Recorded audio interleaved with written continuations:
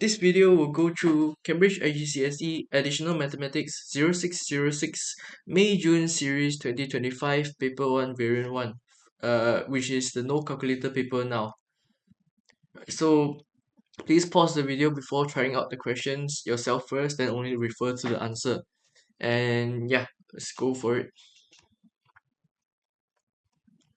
Question 1 is a vector question, vectors in 2D. So given us two vectors, PQ and 4PR, they want us to find RQ. So I think first of all, let's simplify this PR to, 4PR, we can simplify it just to PR first. So that's simple enough. Just dividing it by a scalar quantity. So not much of a difficulty there.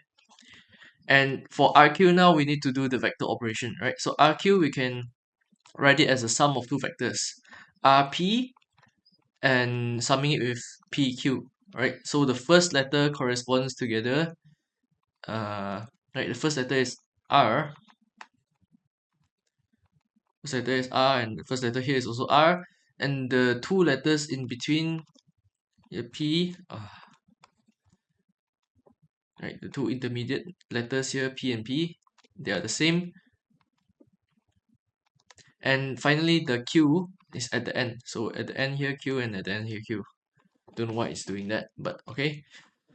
And we also know that from vector operation, RP will be the same as negative PR, right? Just swapping around the letters and giving the negative there.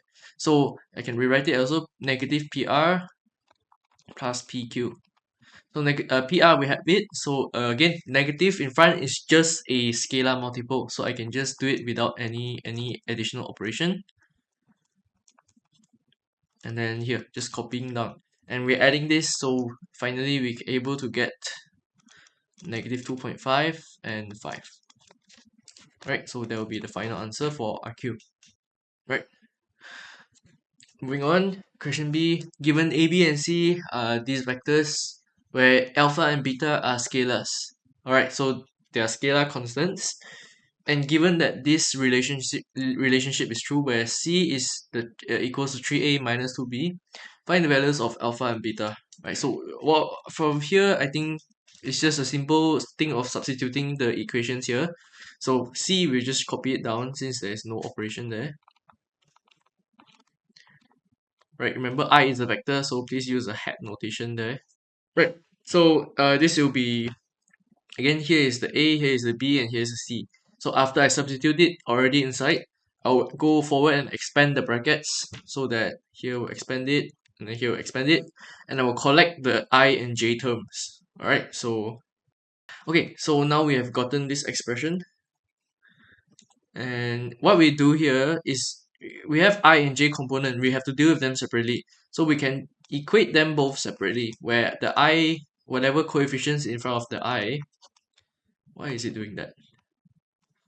So annoying. Right, the I coefficient and also the coefficient in front of I here, we can equate them. And the J coefficient also, J coefficient, right? So since the J coefficient only has one unknown beta here, I will do that one first so that we can get one answer. So in the J component, we have 20 equals to 18 minus 2 beta, which can give us beta be negative 1. And okay, now we have this beta already. Let's go forward for the I component. Substituting the beta in here, if we can get alpha is 3. Okay. Question 2. Solve this inequality.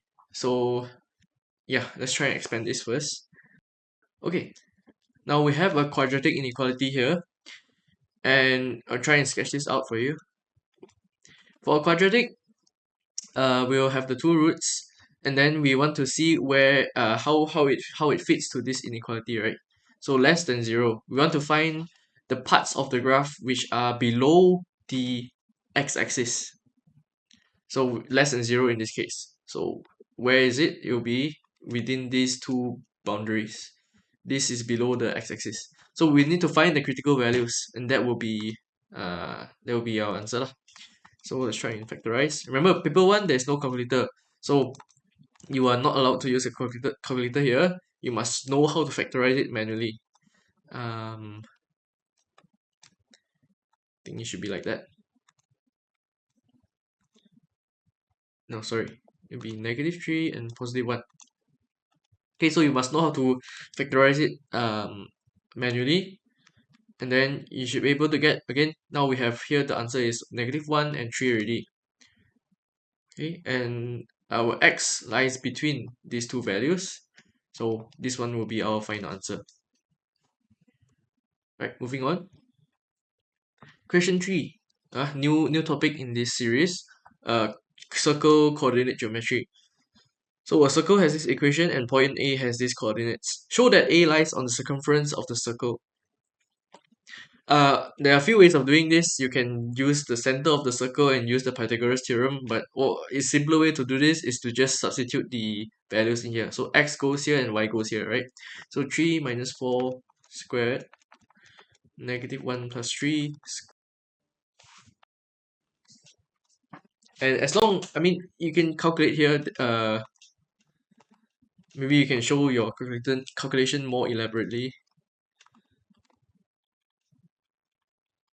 Yeah, so -1 squared is 1 and 2 squared is 4. So indeed it equals to 5, and therefore, yeah, it lies on the circumference of the circle. Now, given that AB is the diameter of the circle, find the coordinates of B. Let's look at, let's try and sketch this out. Usually, if there's a coordinate geometry question, no matter it's a circle one or a straight line one, try and sketch it out. It's easier to visualize. Right, so the center, we know the center is at 4 and -3. So I'll just write here 4, -3. Then A lies on 3, -1. So it's a bit on the left and upwards. That's A, 3, -1. And given that AB is the diameter of a circle, so diameter means it's the 2 times of the radius. So let's say B will be here. Okay, so find the coordinates of B.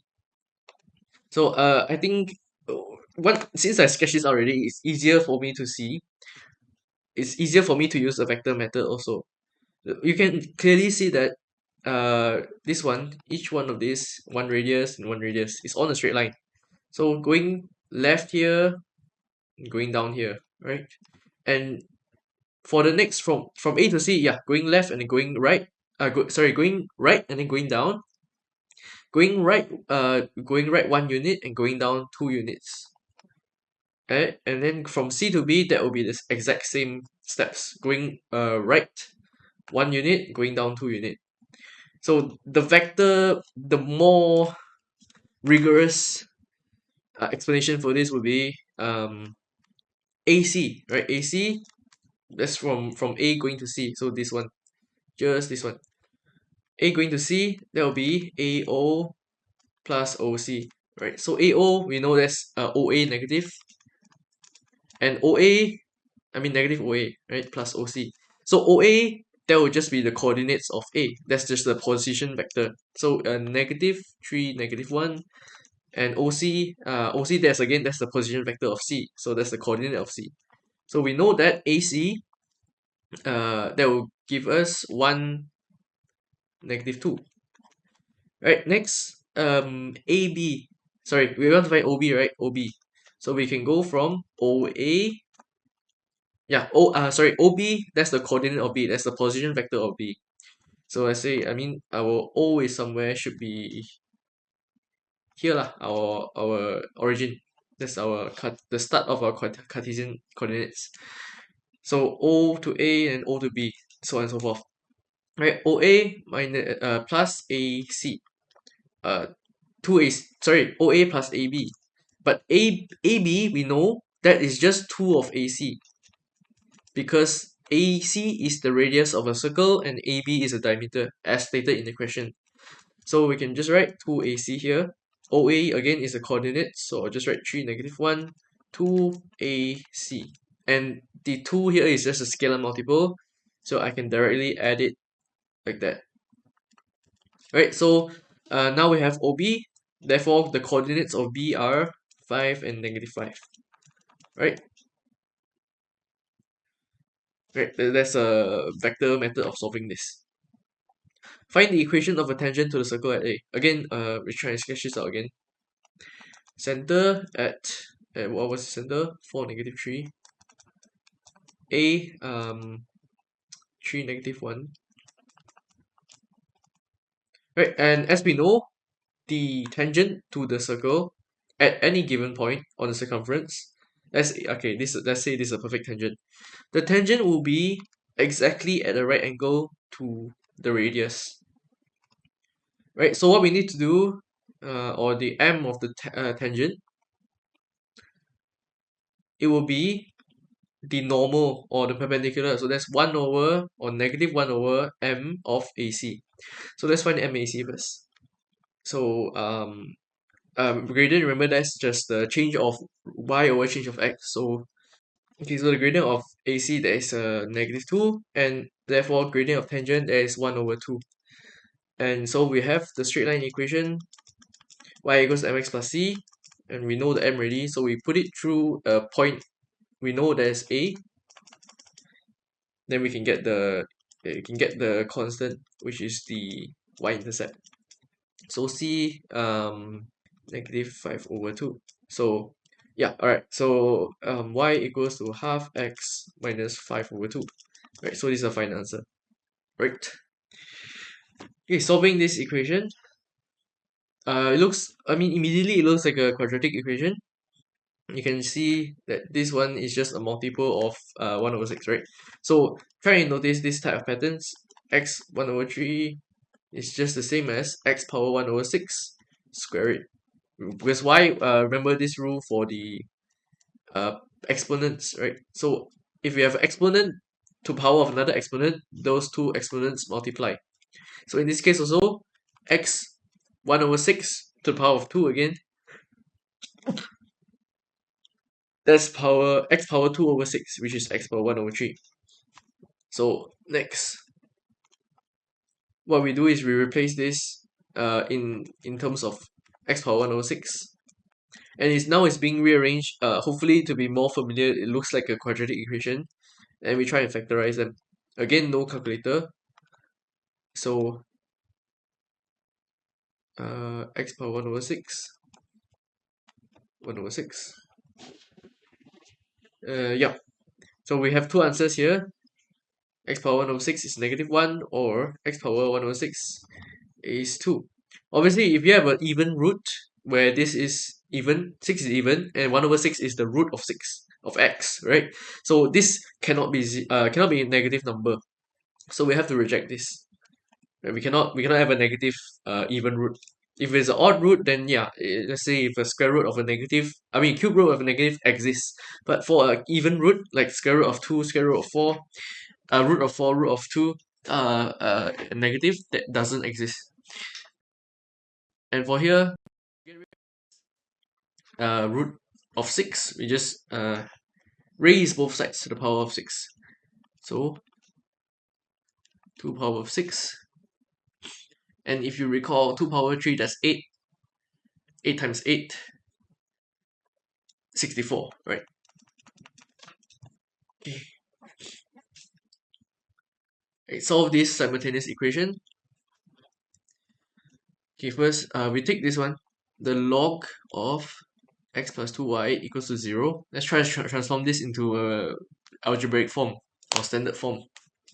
So log LG, immediately you should know that is a log base 10. If there's just LG or LOG with no base, they will default it will be base 10.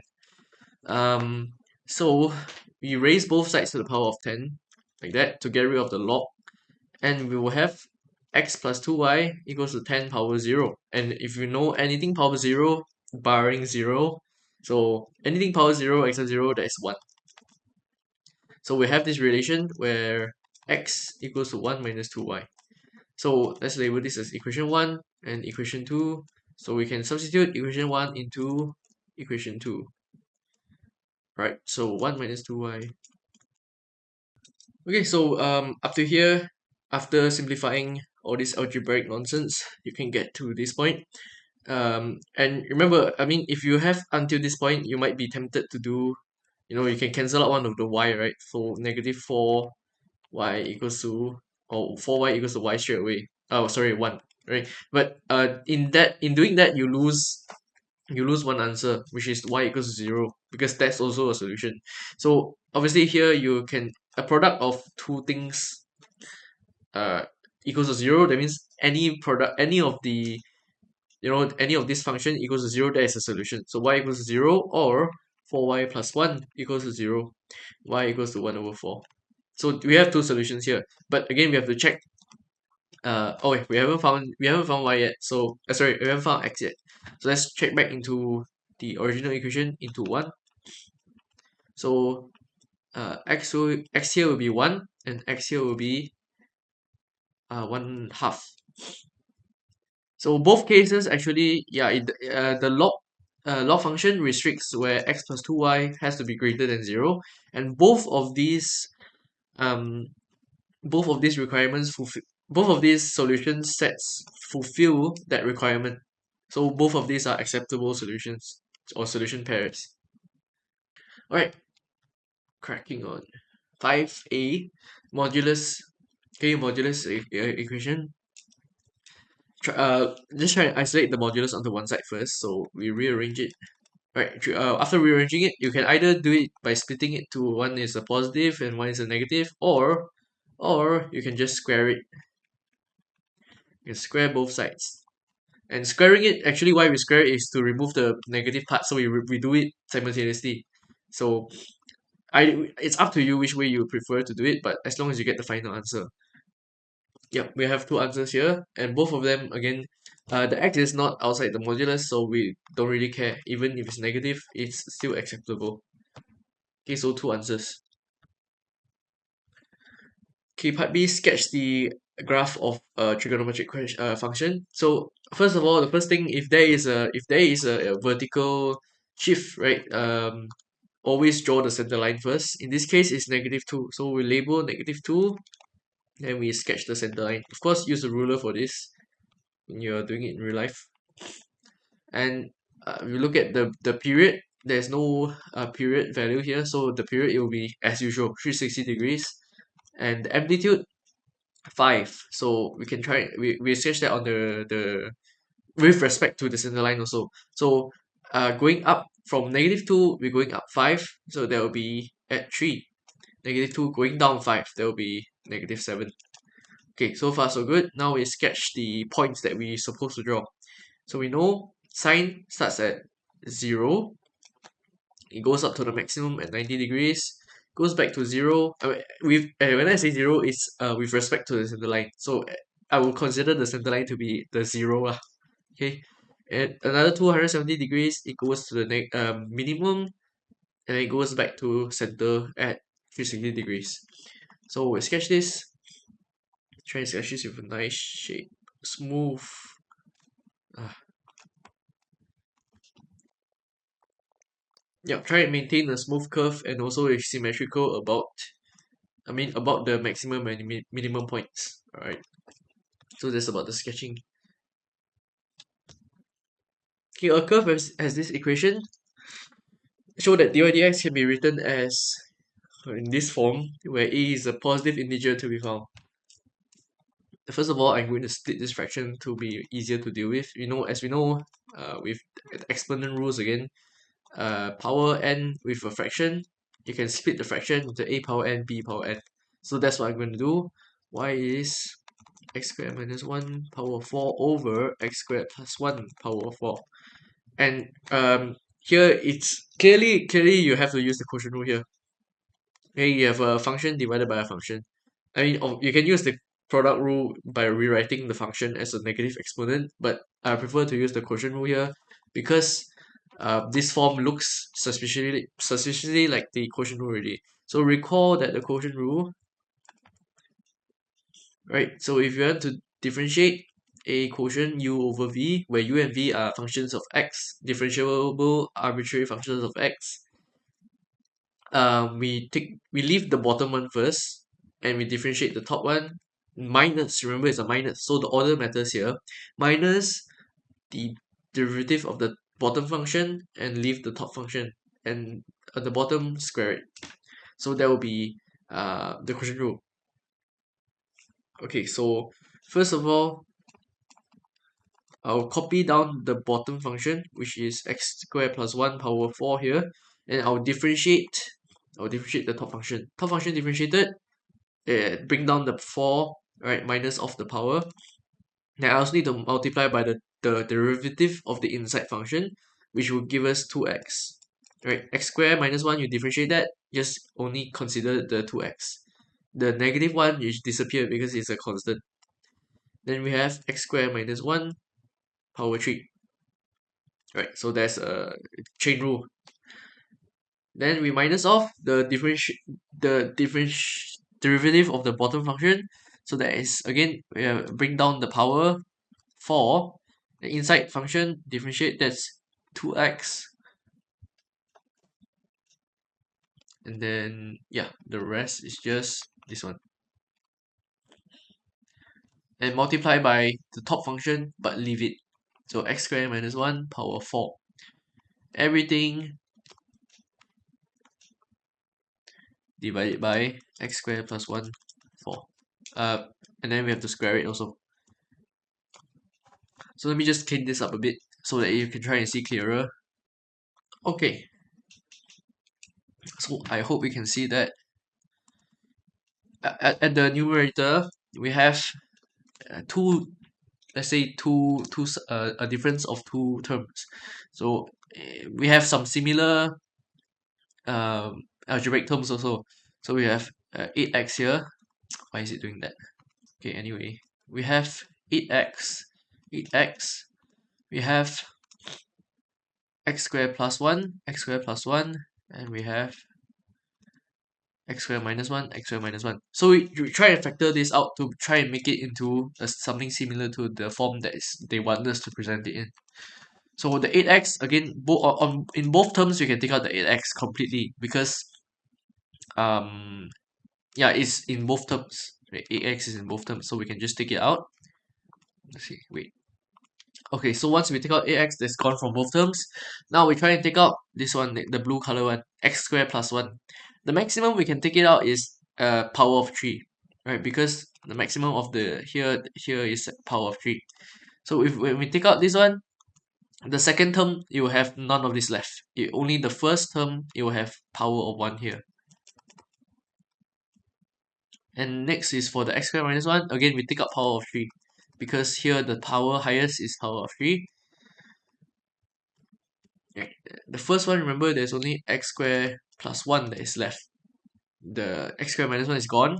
And for the second term, minus x squared minus 1. Right? Okay, x squared plus 1 and the 8x is gone from the second term. And on the bottom, we did not do anything, so just copy it again.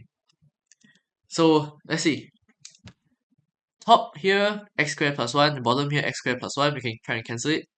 Power of 3, you can cancel. So down here, we have 5 left. Here we simplify, x squared and x squared cancel. 1 minus negative 1, that is 2. So this this bracket here, we're just left with 2. So 2 multiplied together with the 8x in front, then we get 16x. And again, this one is gone, so we have 16x, x squared minus 1 power 3, divide x squared plus 1 power of 5. So we just compare. On the top, the numerator, we have x squared minus 1. On the bottom, we have x squared plus 1. And yeah, this is the exact same form where a is 16. Right, so we are done with this question here. Question 2. Show that the curve has stationary points when x are these coordinates. So let's see. If you recall, stationary points occur when dy dx, or the gradient, is 0. Okay. So all we need to do is we equate this thing, 16x, x squared minus 1 power 3, x squared plus 1 power 5, we equate it to 0. So if we push this to the other side, this is gone, so 16x x squared minus 1, 0. So again, we have two things multiplying each other and equals to 0. So it will have two solutions. First one is x equals to 0, and second one is x squared minus 1 power of 3 equals to 0, but power of 3 you can easily cancel out. So x equals to plus minus 1 because of the x squared. Okay, so we've shown 0, positive 1, and negative 1. Part 2. Use the first derivative test to determine which two stationary points have the same nature and state whether they are maximum or minimum points. If we try and recall what does the how to determine this, minimum point, how it looks like, minimum point is going down and up. You have a minimum smiley face, right? So before the point, you have a negative gradient. It's going down. It's going down. After the point, you have a positive gradient. It's going up. For maximum point, maximum point is a frowning face. So before the point, you have a positive gradient, and after the point, you have a negative gradient. Last one is the point of inflection, right? Inflection point. I don't think this is, but inflection point, what it means is either is both positive, right? Both going up, or both going downwards, both going downwards. So those are the three stationary points that able to exist. And how do we determine the gradient? Well, we go back to the definition of what is dy dx, or what is a derivative. Derivative is basically just a gradient. So this expression here, we just need to substitute the values of x and see whether it's a positive or negative value.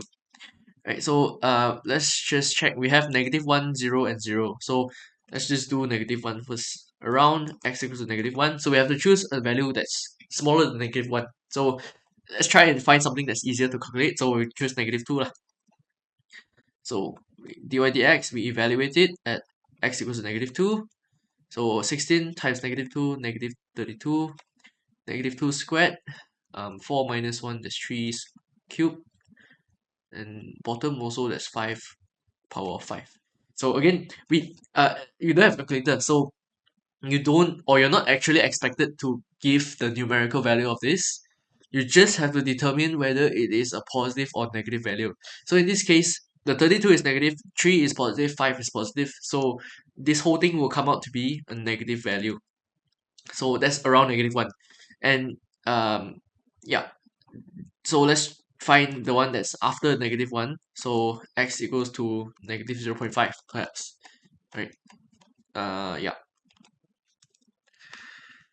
So negative 0.5, so negative 8, negative 0.75, negative 1.25 power of 5. Right, again, you look here, negative 8, there will be a negative 0.75, okay, to the power of 3. It's a odd power, so that will be a negative. Negative multiplied by negative, that will be a positive value.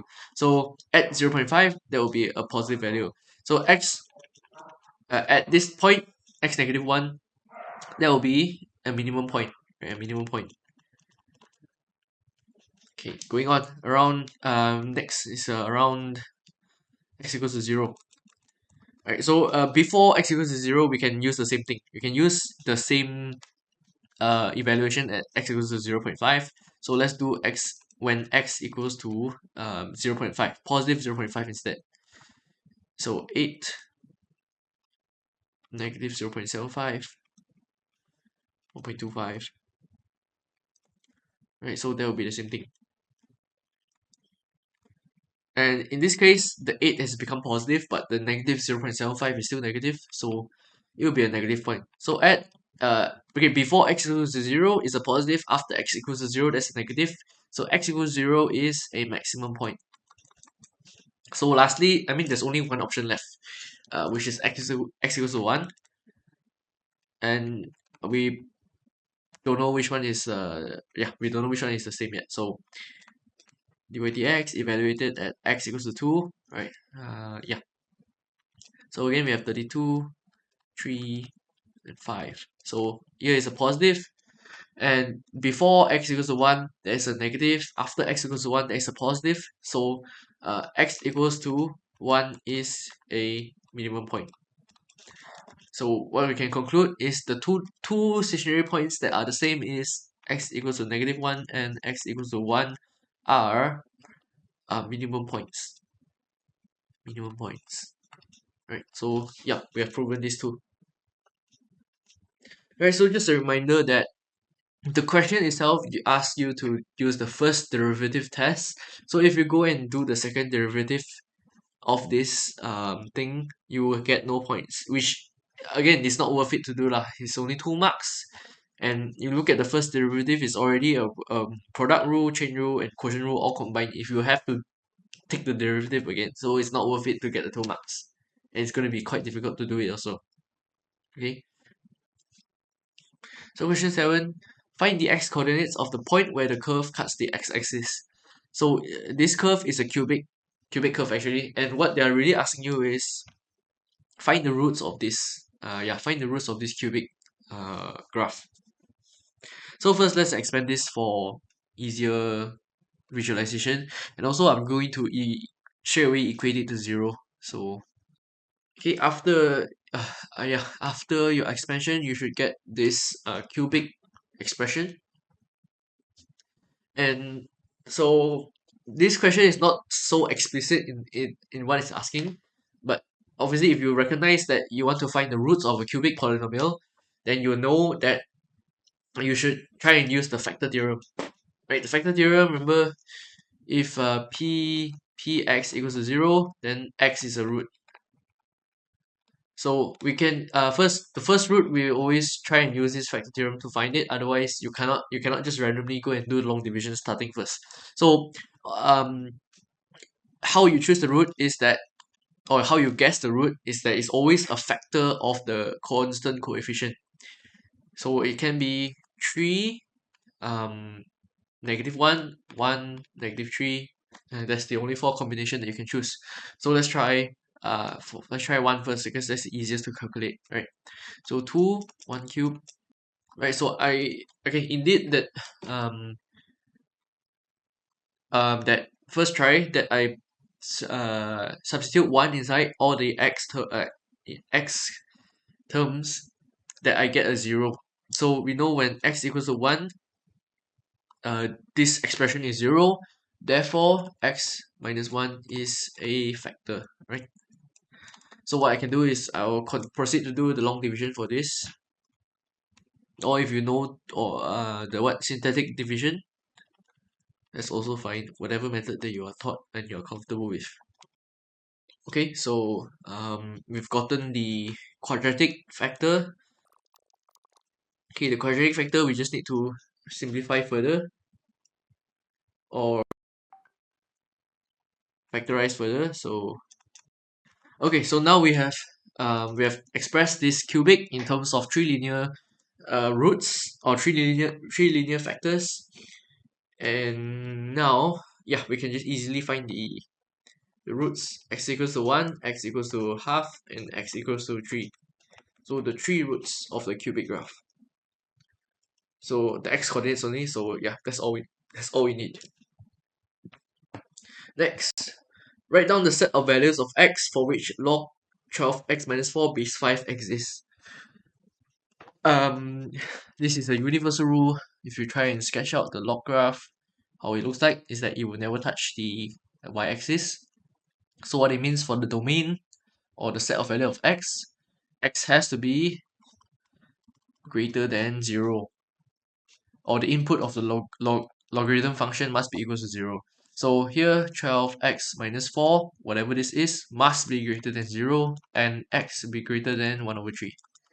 Okay, so this is something that you should know by heart. Solve the equation. Two logs with different bases, so we need to definitely switch the bases. So if you can remember, I'll just rewrite the equation here. Log b base a, and you want to change to a completely different base. So let's say change to log base c. The bigger number, or the one that is inside the log, goes on top, and the old base goes on the bottom. So in this case, I want to change it to log base 5, right? It's log base 5. So this log base 5, 125, log base 5, and x. Yep, so this is like that, plus 1. So yeah, let me simplify this a bit more. Okay, 125, we can rewrite it as 5, 5 to the power of 3. Okay, 125, that's the same as 5 power of 3. So simplifying this fraction, we get 6 log 5x log 5, 5 power of 3. Okay, next, if you can remember, using these two rules, log a base a is 1, and log, let's say a power n is the same as n log a. So this 3, I can bring it forwards, so it's like that, this 5 cubed, so that 3 is gone. And log 5 base 5, that is essentially 1. So I can simplify this further to be 6 divided by 3, that's 2 log 5x plus 1. Okay, so I'll leave this in the box so that these are just the rules that we're using. Okay, going forward, what I will do is, I think it's easier for me to combine these two logarithm. I bring them to one side. And I once again use the power rule to move this 2 to the x. So this 2 in front, I'll move it up to the x. Right. So far, so good. And since it's a difference of logs, a log minus a log, again, this rule, you can combine the logs and make them a quotient. Yeah, so we have gotten this far. Now, to get rid of this log base 5, I will just raise both sides to the power of 5. I'll raise both sides to the base of 5, and to get rid of the log. So we have 5 on one side, 12x minus 4 over x squared. And now we have a quadratic equation. So 5x squared, 12x plus 4, 0. And now we have to factorize again. Okay, so our two solutions, 2 over 5 and x equals to 2. So let's check. Because the domain we have domain here, right? X must be greater than 1/3. Or 1/3 is 0.3333. And 2 over 5 is 0.4. So that is within the domain that's acceptable for this function. So these these two solutions, they are both acceptable. Right, so far so good. Question 9. We have looked at area shaded under a curve. So okay, we know we need to do some integration here. Point A with coordinate 2. So x coordinate 2, so let's just label here first. This point is 2. Lies on this curve, and this the diagram shows part of this curve and the tangent to the curve at A. So we know that this is the tangent. Find the area shaded enclosed by the curve, tangent, and the x-axis. So basically the shaded area. So what we can do probably is you want to find the entire area of the triangle, and then only you integrate using this function to find the area of this irregular shape, and this subtract this area together, then we can find the area of the shaded region. Okay, so first of all, I think we need to find the y coordinate of the point A. That's simple enough to do.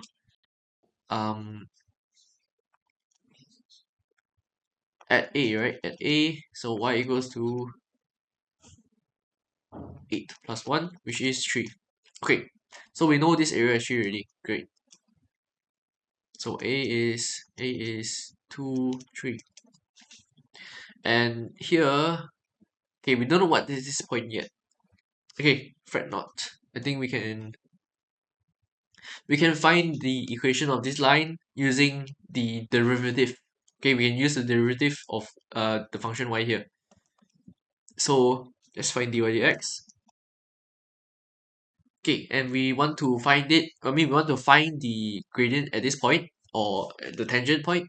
So dy dx, we evaluate it at x equals to 2. So we have 4 over 2 times 3. 2 over 3. Okay, so far so good. And we know this line has this gradient going through point A. So the straight line equation, straight line, okay, y equals to 2 over 3x plus c through A, 2, 3. Okay, so 3, 2, 2, c, and therefore c is 5 over 3. Okay, and the straight line will be 2 over 3x plus 5 over 3.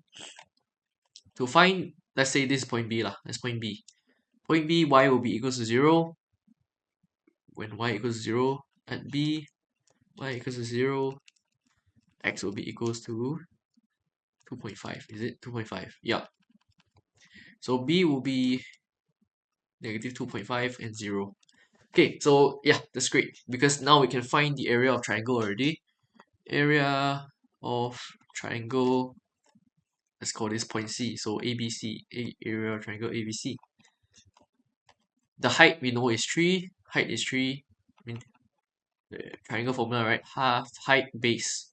Half height 3 base 2 minus negative 2.5. Okay, so 6.75.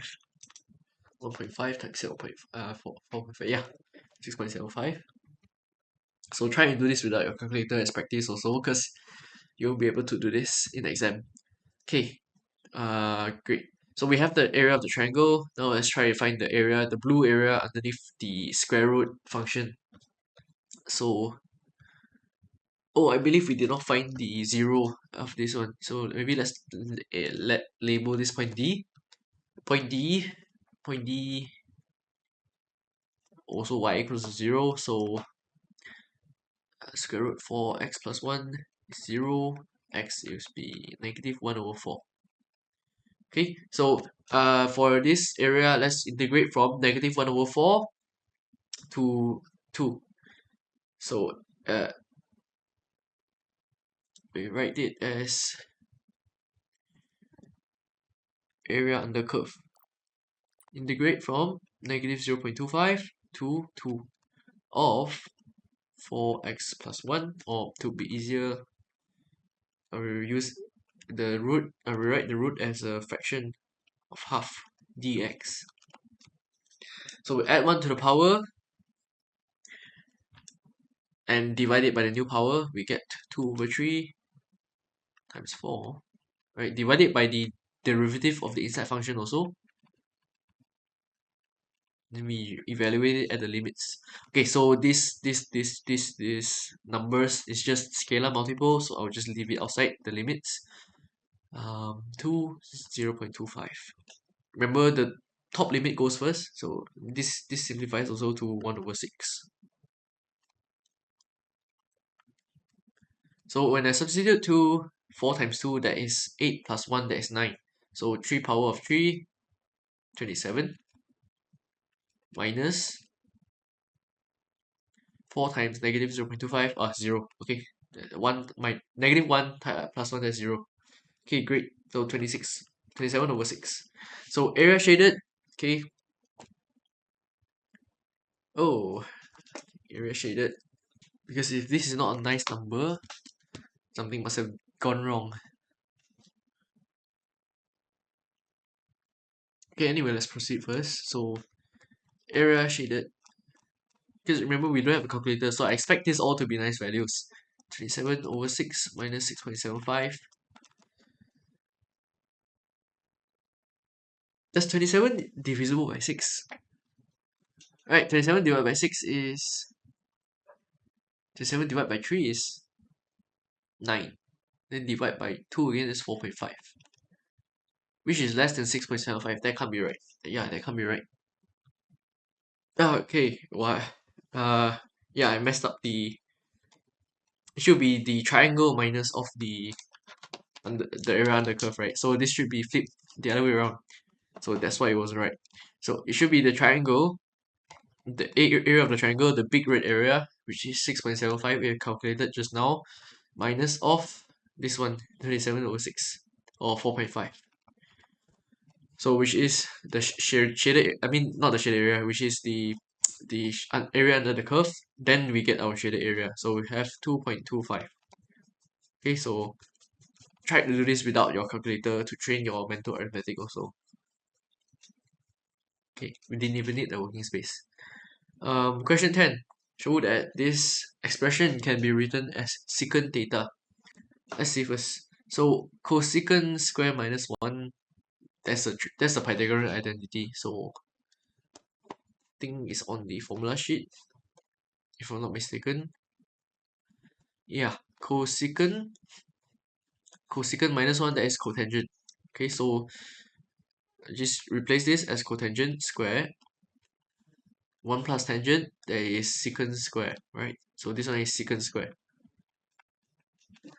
Okay, so I'll replace this first. I'll do the replacement. Sine theta over square root of cotangent square theta 1 over square root secant square theta. And the square root and the squares, they cancel, so left with sine theta over cotangent. And okay, 1 over secant, right? 1 over secant. As these are reciprocal identities, let's just split them, right? Tangent. Now how do we turn it to secant? I think we can do this. We can tangent, we rewrite it as sine theta over cosine theta plus cosine theta. So this sine theta, I combine it to become a sine squared, and this cosine, I want to put it together with a fraction. I will become it as cosine squared over cosine. Right, so now they have common denominator, I can add them. So sine squared on the numerator plus cosine squared on the numerator over cosine squared on the bottom denominator. Sine squared and cosine squared, that's the Pythagorean identity. That's just 1. So 1 over cosine square, 1 over cosine, that is secant, the reciprocal identity. Therefore, we have proven it. And given that secant x is alpha, where x is within this, so this is the is 0, pi, 2 pi, no, so it's 0, pi over 2, pi, 3 pi over 2, and yeah, 2 pi. Given secant x is alpha, find the sine x in terms of alpha. So secant x is alpha, means cosine x is 1 over alpha, and it exists in the fourth quadrant. So here, this quadrant. So let's say it looks like something like this lah. And we know ASTC also. So in this quadrant, sign is negative. So you need to consider that also. So okay, this is x, right? This is x. Sorry, this is x. This the bigger one. So what we have here is that the hypotenuse, that will be alpha, adjacent, there will be 1, and so this side, one other side, there will be, using the Pythagorean identity, hypotenuse squared minus 1. So sine alpha, or sine x, sorry, will be negative opposite a squared, alpha squared minus 1 divided by hypotenuse alpha. Alright, moving forward. The arithmetic progression has a common difference of the third term. Okay, the third term is 10. T3 is 10. Write down the expression for the first term and the second term expression. You give your answers in terms of D only. Okay, so first term, I mean, let's start with the second term, because second term will be just the third term minus the difference, right? So 10 minus D. And the first term will be the third term minus two differences. So 10 minus 2D. Okay. When each of the first three terms are squared, the sum of these squares is 140. There are two possible values of D. Using your answer from part A, find the sum of the 200 terms, the first 200 terms of the progression with the smaller value of D. Okay, so alright, so a bit tricky here. First, let's deal with the first part. So the first three terms squared, the sum is 140. So t1 squared plus t2 squared plus t3 squared, 140. So let's try and do that. Okay, after we simplify all this, we just get a quadratic in terms of d. Yeah, there's two possible values of d. So yeah, that's uh that's correct with the explanation here. So 8 and 4. So we factorize out, d will be 4, or d will be 8. Right, so as expected, two values, one is smaller than the other. So we want to find the sum of the first 200 terms using the smaller value. And again, if you don't remember the formula for the sum of arithmetic series, like me, so we can use the formula sheet. So we don't, I mean, we can just straight away use the second version, since you don't have to calculate the first and last term. So sum of the first 200, right? So S 200 can be half n a plus n minus 1 d. Okay, so 200 half 200. First a first term, what is it? 10 minus 2 times 4. 2a, right? 2a, yeah, missed that. 1994. Okay, so no calculator, you need to manually do this calculation.